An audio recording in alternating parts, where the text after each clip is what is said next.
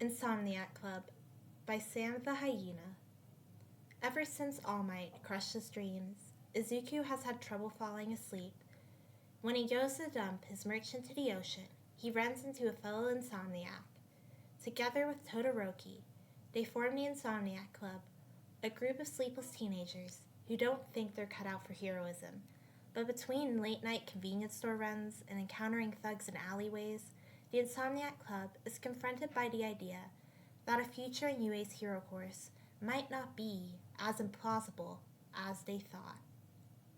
Chapter 1: Arcade. Stars glittered overhead, in defiance of the light pollution. The plane engine above broke through the near silence of waves colliding against the shore. Busted microwaves and battered tires formed mountains upon the beach. Red sneakers dug into the sand as Izuku craned his neck. The jittery hum of the airplane rang through his head like laughter. The same taunting sound followed him through school hallways.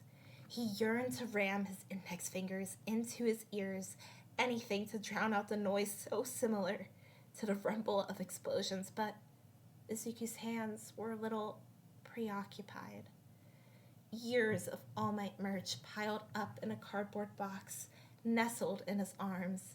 The posters were crinkled and torn from when he had ripped them off the walls the day of the sludge villain attack. The chibi keychain of the #1 hero made the mantra Izuku has been telling himself every day resurface. You can't be a hero without a quirk.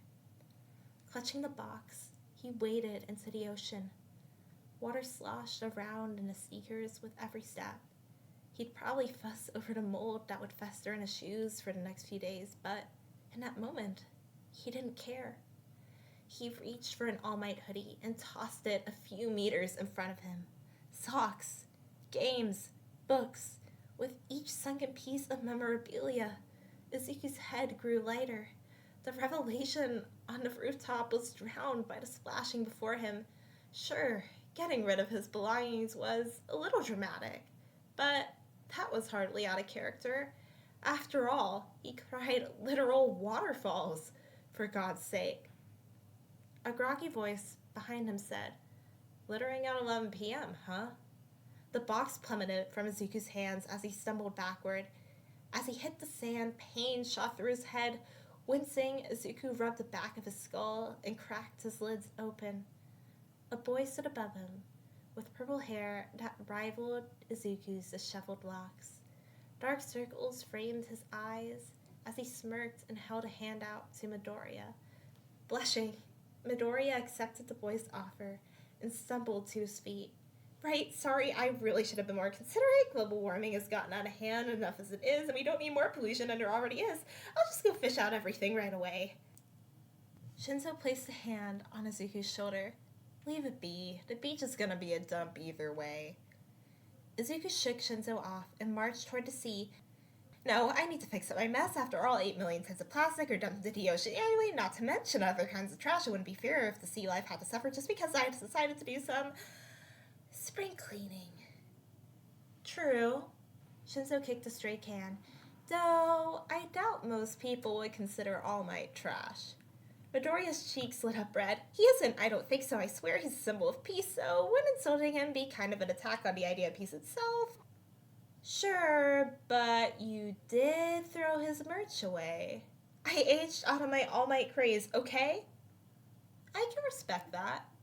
He's always been a little too flashy for my taste," Shinzo said. "I suppose, though, I can't see why that would be bothersome." Shinzo's eye bags deepened as he let out a sigh.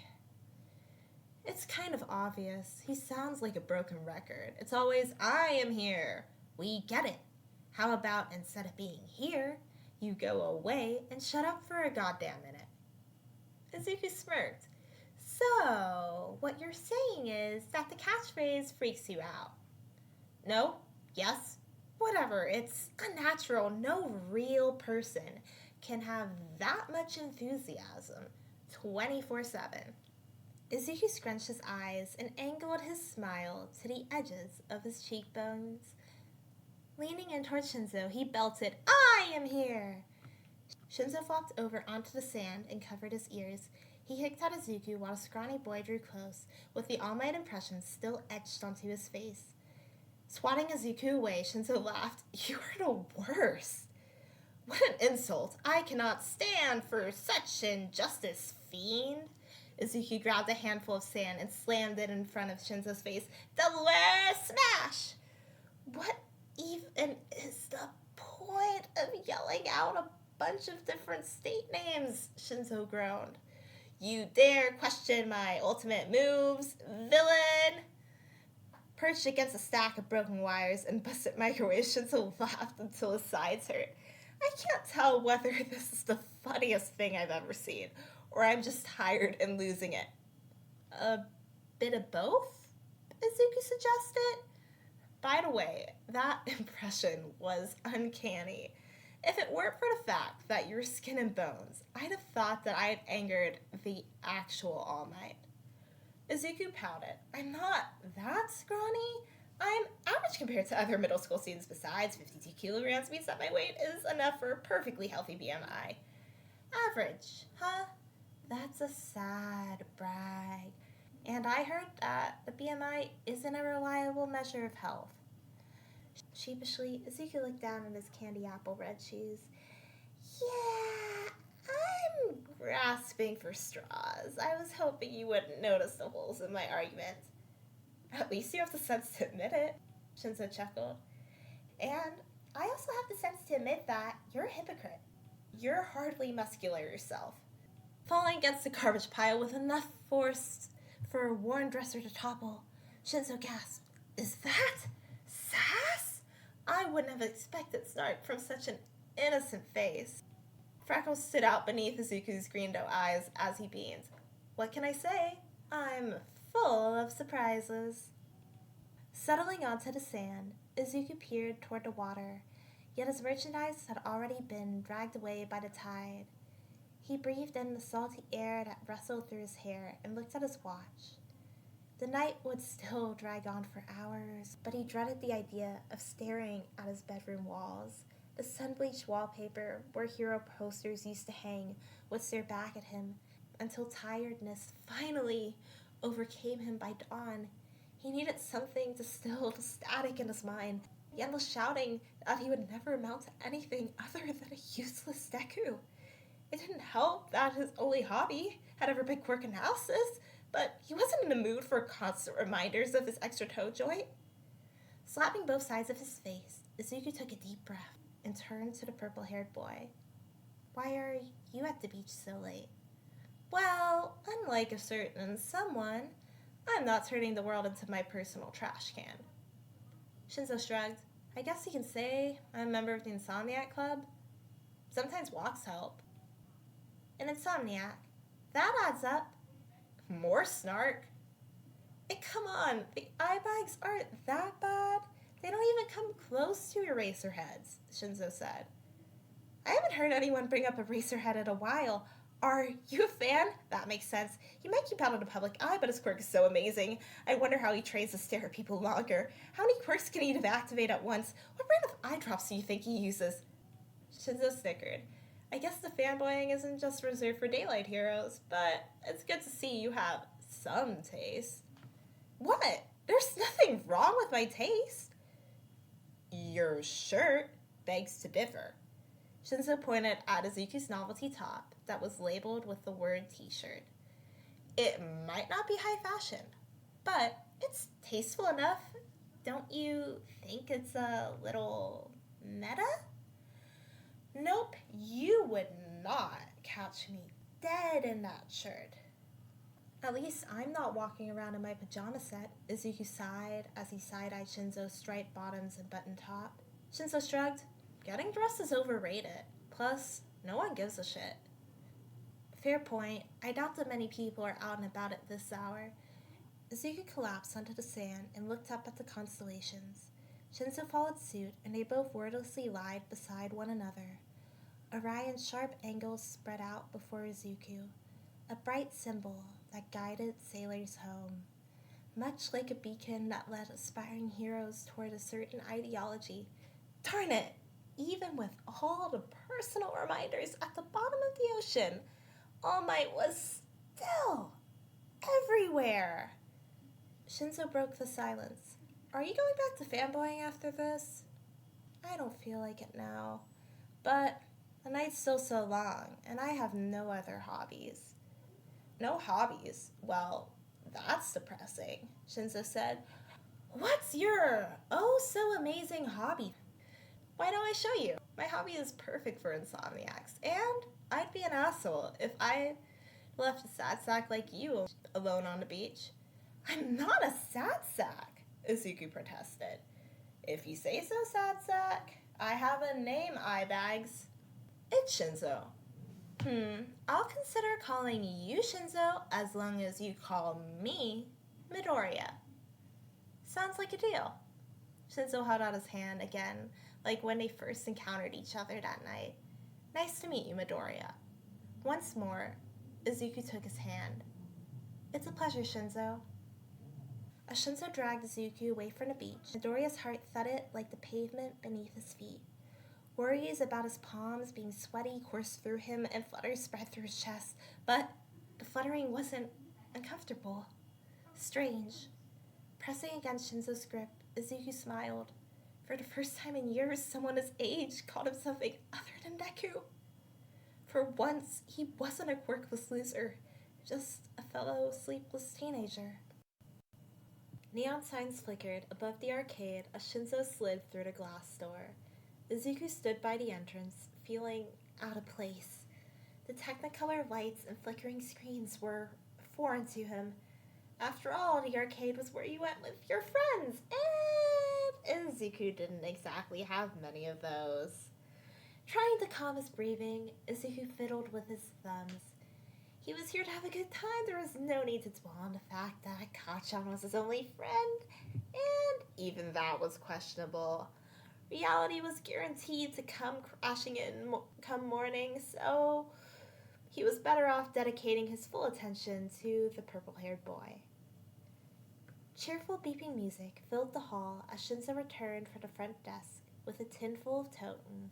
Izuku giggled as Shinzo retrieved a can of Coke from the drink vitrine. I doubt that caffeine is going to help with the insomnia. No shit, Sherlock, but if my body's gonna be stubbornly awake, I might as well get rid of my headache. I think ibuprofen would be more effective. Shinzo pulled the soda tab and took a big gulp. I'll keep that in mind. As the two boys strolled past flashing machines, Izuku asked, So, what kind of games do you usually play? Anything really, but if you want to wear yourself out enough to fall asleep, Dance Master is really the only option. Shinzo pointed toward a podium with colored tiles and a metal bar in front of a big screen. Midoriya gritted at the sight. I'm not particularly good at dancing. That's not the point. All you have to do is follow the arrows and step on the right tiles. But what if everyone sees me and I make a total embarrassment of myself? Everyone. Midoriya, it's past midnight and we're the only ones here. I think you'll be fine. You could laugh at me? And you have literally every right to make fun of me back. I'm not exactly a great dancer either. Now, come on, let's enjoy the benefits of insomnia and literally dance like no one's watching. Izuku begrudgingly stepped onto the stage as Shinzo slipped in a few tokens. An electric beat resounded through the room as the purple-haired boy slid next to Midoriya. A blue arrow showed downward, but Izuku remained anchored in place. Darn it, a red arrow showed toward the right, but Izuku was still petrified. Shinzo clicked his tongue. I don't think dancing entails standing in place. If you don't get moving, you're giving me a free pass to laugh at you. Startled, Izuku emerged from his stupor and moved in sync with a green arrow to the left, as if you'd mess with me either way. You know me so well, and we've only met today. Are you my soulmate? Izuku stumbled and smacked his head against the bar. He buried his tomato-red face in his shirt as Shinzo approached him. Are you okay, Midoriya? Yep, never been better. Is this because of the soulmate thing? Nope, definitely not. It's totally normal to hit it off with a stranger right off the bat.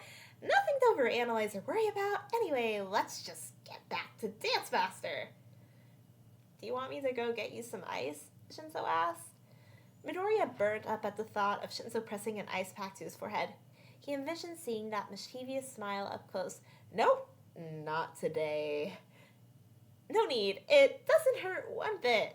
Okay, but you really do need to catch up if you want to win this round. I'm already leagues ahead of you. Game on, Midoriya said. Arrows flickered before him as his heartbeats matched the sync tunes. His feet were shaking, but he grew steadier with each step. As the arrows flashed more quickly, Shinzo buckled, struggling to keep up. Yet Izuku remained unfazed, not even noting the sweat that pulled down his back. In that moment, there was only the pattern before him. It was unlikely to have the same direction 3 times in a row or 4 different colors right after one another. Just like no hero would throw 3 right hooks back to back or think of 4 completely unique moves on the spot. Perhaps his fanboy ways would forever be ingrained into his existence whether he liked it or not, but right then, All Might was an afterthought. All that mattered was keeping the crown icon above his player name on the screen. He just wished Shinzo hadn't chosen broccoli. Panting, Shinzo crumbled over his defeat. How? You beat the high score! Izuku scratched the back of his ear. I didn't do anything crazy, just some basic pattern recognition. Wow, you really tricked me, Mr. I Can't Dance. Midoriya elbowed Shinzo in the side. Hey, just because I won doesn't mean that my dancing looks good. I guess your arms did look like flailing chicken wings. I wish I'd caught that on camera. Thank God you didn't. Shinzo threw up his hands on defeat. Oh well, maybe next time. Izuku froze up. Shinzo wanted to hang out with him? More than once? It was surreal. Next time? Midoriya asked. Yeah, it's nice to hang out with someone else at this hour. And I don't think I've been insufferable enough to scare you off. I'm not sure. You are pretty insufferable. Unbelievable. I even treated you to an arcade visit. A bright, lopsided smile filled the arcade. I'm kidding. I'd love to have another late night hang out with you if that's okay. Maybe I'll treat you next time. Can't say no to that. It's a date. A date as in romantically? Should I research restaurants? No, that's too fancy. Shinzo would probably not like getting all dressed up. Where else do people go on dates? Maybe he's not interested in you that way. Relax before you start muttering. He probably means a friendship date. Izuku clasped a hand in front of his mouth when he noticed that some of his unintelligible muttering had spilled out. But Shinzo didn't bat an eye. Instead, Shinzo stretched out his arms. Oof, I'm exhausted. Let's go by the claw machines before we head out. You're tired. What a surprise, Izuku chuckled. You're one to talk. Your eye bags are so big I could put groceries in them. Oh, really? Yours are big enough to fit the entire grocery store. Touché, Shinzo said. Shinzo strode toward the biggest claw machine he could find. Cackling, he rubbed his hands together as he eyed the Pro Hero plushies. He gripped the joystick and slipped several tokens into the coin slot. As the claw lowered, he bit on his lower lip. Izuku gasped as the claw wrapped around a Mount Lady plushie on Shinzo's first try. The toy remained glued to the claw as it inched toward the back corner, yet just as the claw was about to reach the drop-off station, Mount Lady rejoined her stuffed colleagues. It'll take more than one flute to get me down, Shinzo. Yeah, you can do it, Izuku chimed. But before they knew it, Shinzo's tickets were almost all used up after the same pattern had repeated itself time and time again. Sighing, Shinzo gripped both sides of the machine, but stepped back before he could shake it. Why is this so impossible? It's just a claw. A claw. Well, you know the machines are rigged, Izuku said. I know, but I just thought I'd luck out somehow. Izuku shrugged. There are some ways to cheat the system. No, we aren't breaking the machine. This is my second home, and I don't plan on getting banned. That wasn't what I had in mind, Izuku said.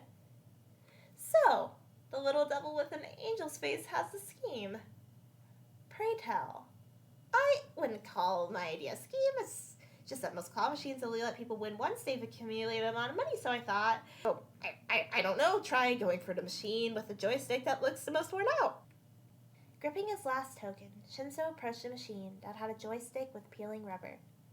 He held the handle like his life depended on it, ensuring that he did not shake as an All Might plushie hovered above a sea of stuffed heroes. And, to his relief, a prize finally fell through the chute. Finally! You're a genius, Midoriya! Don't exaggerate, Shinzo. It's all a matter of luck. Whatever, I've always wanted to beat a claw machine. Heroism might not be in the cards with me, but heck, there should be some foes that even I could beat. He held his prize out to Izuku. Thanks for helping me win. I want you to have it. Wow, I am flattered. That's very thoughtful, but are you sure it's the best decision? You saw me throw a bunch of All Might merch into the ocean. How do you know that your prize isn't going to meet the same fate? Because this isn't All Might merch. It's a memento of our late night adventure. Shinzo thrust the plushie into Izuku's arms before he could further retort. Anyway, I have to go. I should try to get a few hours sleep in before school tomorrow. Hope I'll run into you again, Midoriya. Izuku stayed, rooted to the arcade carpet, glancing after the wild purple hair akin to brilliant fuchsia under the neon lights. While he approached the sliding doors, Izuku found himself wishing for the night to last a little longer. Well, if he went to the beach again, he might find a certain Insomniac on a nightly stroll. An hour later, Izuku collapsed into his bed.